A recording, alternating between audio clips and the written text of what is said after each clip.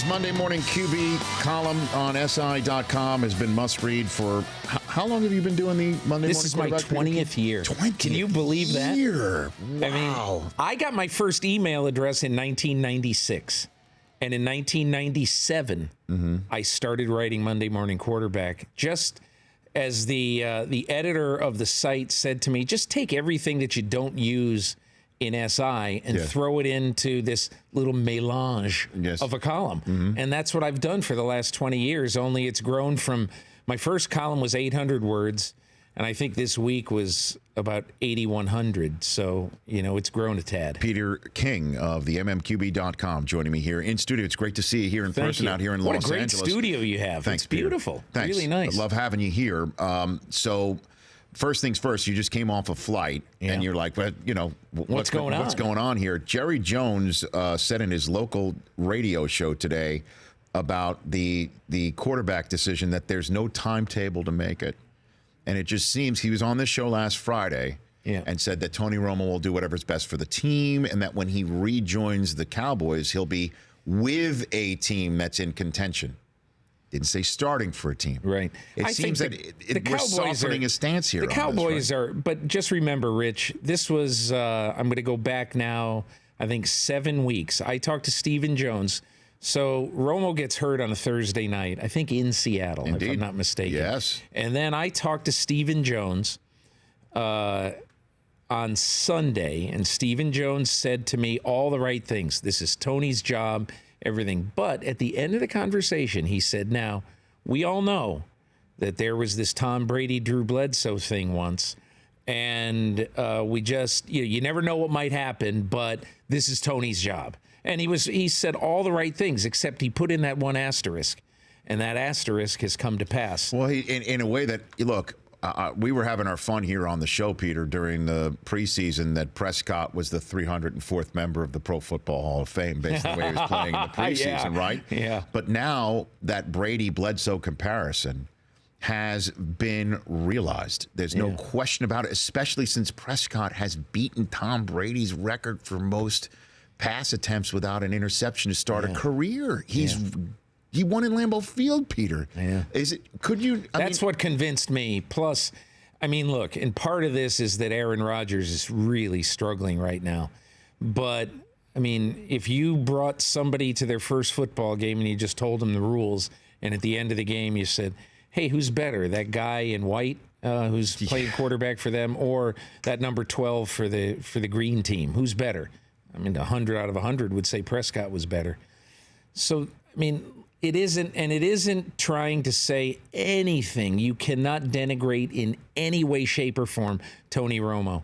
But the fact is, it's like Troy Aikman said on the broadcast, man, you don't fool with the kind of momentum that the Dallas Cowboys have. So, look, Jerry Jones and Stephen Jones over the next 8 days or however long it's going to be before they announce it are going to say all the right things. And I think, Rich, what they're going to say a week from tomorrow is something like, we want to make absolutely sure that Tony Romo is healthy. And he's coming off, we brought him back too soon last year, and we want to make absolutely sure he's healthy. And then they won't make any great pronouncement, but Dak Prescott will play against the Philadelphia Eagles, and then they'll just keep going.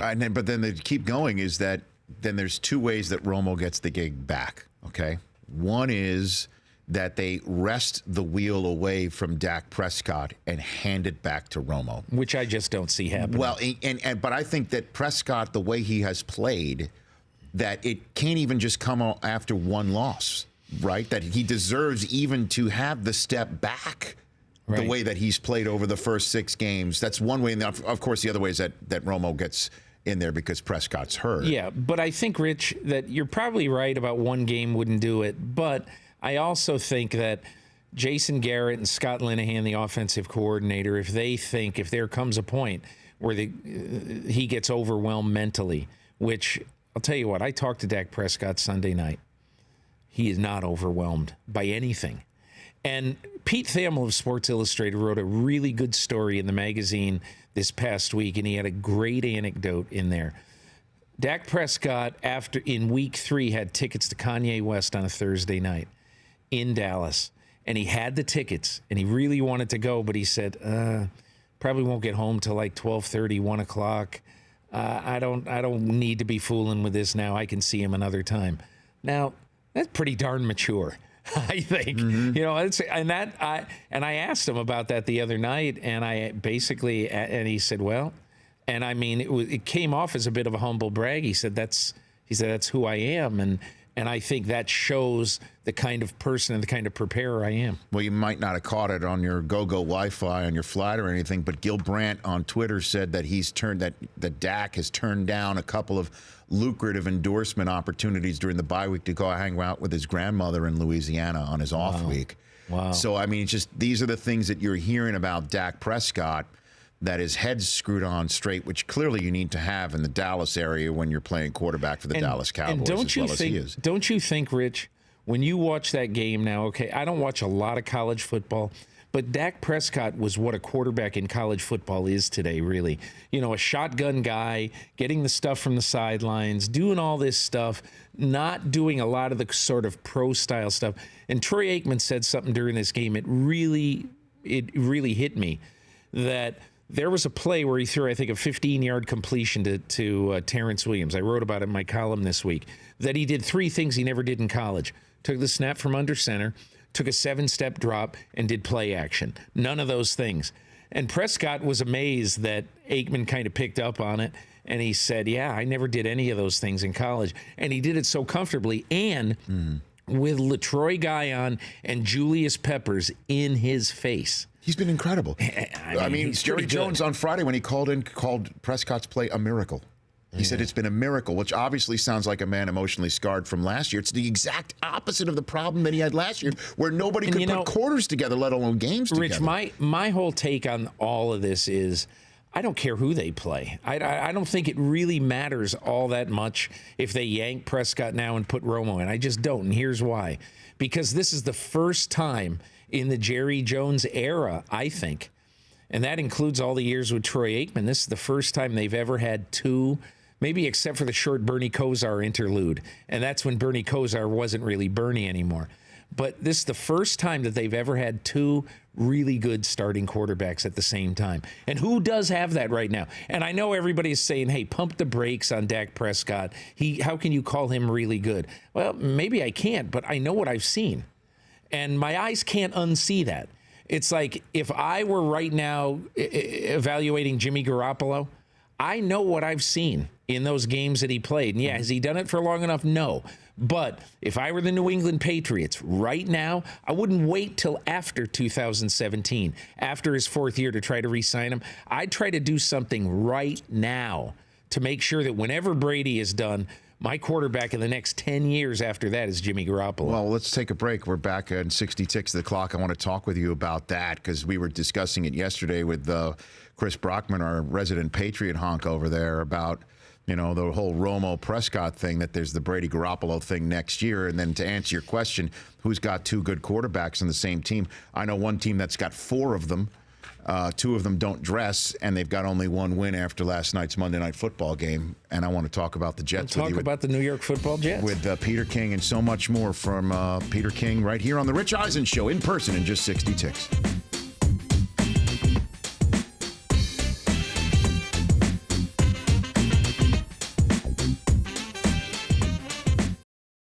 Why would Todd Bowles after that game say we're going back to Fitzpatrick? Would there be a revolt in the locker room if at 1-5 they say, look, we got to see what Geno Smith has? No, I thought Bryce Petty is useless? I mean, what I really thought they were going to say, but here's why I think he said it. I think that he's a football coach, and nobody wants to say we're playing a guy who I don't think is our best guy at this position with 10 games left. That's what I think. Now, I wouldn't have done it. I would have said Geno Smith's playing against the Ravens this week because, look, as much as you really like Fitzpatrick as a guy and everything like that, he's been terrible. And, at some point you have to make a change, not necessarily for the sake of making change, but because, like it or not, you are now looking at 2017. The thing I don't understand, and then maybe this is just me standing from a point of view of sitting in a chair as opposed to being in a locker room or at practice every single day with the teams, is how coaches could say, Ryan's our best guy, when before Enemkpali cracked open Geno Smith's head, Geno Smith was going to be the guy to get his first shot at the Chan Gailey coordinated offense. But now, after 6 horrible games, we can't give him that shot. You know That's one. And also Kaepernick. He's too underweight. But let's dress him every single game, and he's one snap away from being an underweight quarterback out there. Well, because what are their options? I would just say this about the Jets. I mean, look, I know the position that Todd Bowles is in. He's got to win some games. He really has to win some games. But I do think that the most important thing that they can do the rest of this year, it's the same thing in a different way. The Miami Dolphins' most important thing they can do down the stretch of this season is to make sure to be sure that Ryan Tannehill's their quarterback opening day 2017. And I think the Jets have the same sort of thing. How many of those quarterbacks are going to be brought back to compete next year in July with Hackenberg to be the quarterback on their team? So that's what I would like to see if I were them. But Rich, I honestly think if they get a 6th loss, there would be no justification for bringing, for having Fitzpatrick continue to play. Peter King here on the Rich Eisen Show, and we were talking about it yesterday on this show. I'd love to get your thoughts. I'm looking at the rest of the AFC, and I see, obviously, Big Ben is out for the foreseeable future. Could be 4 weeks. Knowing him, he's going to try and play this week. You've got that for Pittsburgh. Denver, all of a sudden, Trevor Siemian seems to be 1 week the answer, another week against San Diego, perhaps not. There's nobody, to me, even if Buffalo beats New England in Buffalo, I don't think Buffalo will have a better record than New England by the end of the day. Somebody's going to have to go up into Gillette in January and win a playoff football game. Who's that going to be as we're sitting here entering week 7? I think the team with the best shot is Pittsburgh when they get Roethlisberger back. I have this feeling about the Steelers and about Tomlin in big games, especially after not playing well. I think the Steelers are going to give them a good game this weekend. I mean, really good, even though it's Landry Jones against Brady. But I think the best team, the team that has the chance to win in Foxborough, is Ben Roethlisberger and Antonio Brown and Le'Veon Bell. When it's all said and done. And then the best teams that have collectively are definitely in the NFC.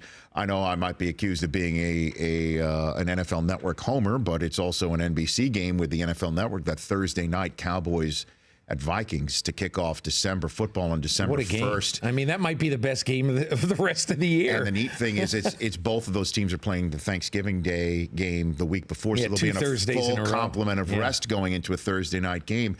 And it would be interesting to me that the team that's standing in the way of Jerry Jones's renaissance in the year that he may go into the Pro Football Hall of Fame would be Zimmer and Norv Turner. That's sitting right there. Yeah. I'm just giving you ideas for your column. That's not Peter. bad. Just giving you ideas and front loading your MMQB for that week. But this Vikings team has been a revelation in 2016, has it not, Peter? One of the things that I find so interesting about the Vikings is that, they now have 2 quarterbacks that would be like, theoretically in 2017, like Prescott Romo. They could easily have, depending on what they decide to do, Rick Spielman could get a 1 back very easily for either one of those guys that he decides to trade in the offseason, if he does. And the other thing I find interesting is that, I think some of us, when we really look at the game and analyze the game, we don't look closely enough at sort of the lesser guys, at the guys who are good players, but in football, you don't need to have 22 stars. You need to have a bunch of guys on defense that are they appear from the outside to be just guys. But Mike Zimmer did it in Cincinnati. He took a bunch of guys and he built a really good defense and got a job out of it. And in my opinion, I think there are a lot of teams that in the NFL could take that talent and would be maybe except for Harrison Smith, would be maybe the 14th best defense in the league. And Seattle takes a bunch of guys, turns them into Pro Bowlers. Yeah, and they take the 5th round guys, and it's the same thing with Minnesota. If you've got the right scheme and you've got the right attitude, Defense is so much about attitude and scheme, in my opinion, and that's what Zimmer brings. I want to pay off what we were talking about before. Why would Garoppolo sign a deal if Brady wants to sit there and play till 42, 43, 44, and all of us know you can't put anything past Brady? I agree totally. Tom Brady, I mean, he told me this 6 years ago. 6 years ago, he told me, I want to play into my 40s. And then the next year, he said, I want to play well into my 40s till like 45. And, and I'm paraphrasing. He didn't say exactly that, but basically he wanted to play well into his 40s. And everybody laughs. But this is a guy who eats avocado ice cream for a vice. And so, I mean, he is so dedicated to staying great. And Rich, I would only say this. Why would Garoppolo do this? I don't know why he would do it. And he might not do it. I can't tell you that he would do it. But if I were the Patriots after this year, I would try very hard to sign Garoppolo to a contract that would reward him handsomely whenever he starts playing, but give him enough money so that he would forego free agency for a year or two. And Rich, there's only one other thing about this. Sure. In my opinion, Bill Belichick is the only guy who, if Brady has 4 bad games in a row, he's the only guy who would say, I'm playing Garoppolo. Is there anybody else in football who would do that? No. The only other guy who would do that in history, I think, well, maybe Paul Brown would have, who's Belichick's idol, but Bill Walsh would do it because he did that with all the time. He was yanking Montana's chain. And so I think that the only reason that if I'm Garoppolo, I'm saying, well, he says he's going to play the best guy. And if Brady slumps and he's 42 years old, I'm going to play. One of the things that you missed on your flight out here was Belichick beginning his press conference today to announce that he's a grandfather. Wow, one. And then cool. number 2, that he's no longer going to use tablets on the sidelines because they don't work. How long was his answer about that in his press conference? It was a 5 minutes, 25-second answer. Wow. About tablets? Yes. About tablets and how they're undependable, and he refuses to use them. He's going back to pictures on the sideline. Well, I'll just say this. Can you imagine what Microsoft executives are thinking listening to Bill Belichick rip him a new one? Oh, my Lord. Not happy. Yeah. He's moving back. He's moving on to film. Yeah, that's right. He's moving on to film. When we come back, I want to ask Peter King our poll question about pass interference and maybe sneak in a phone call for you. We got to talk about pass interference, and we got to talk about excessive celebration. Okay. It is out of control. That's next here on the Rich Eisen Show.